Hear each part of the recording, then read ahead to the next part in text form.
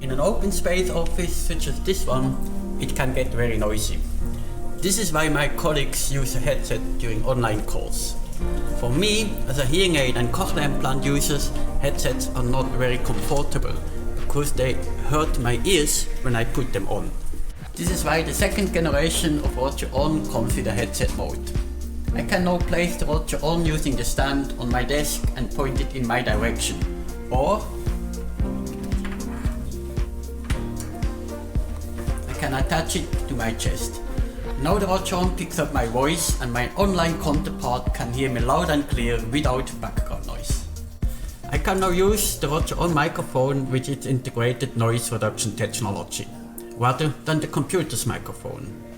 With the audio from the online calls also streamed directly into my hearing aids, I and my online counterpart can actually benefit from a headset without actually needing to wear one.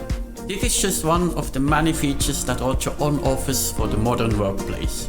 Talk to your hearing care professionals or visit phonak.com to learn more.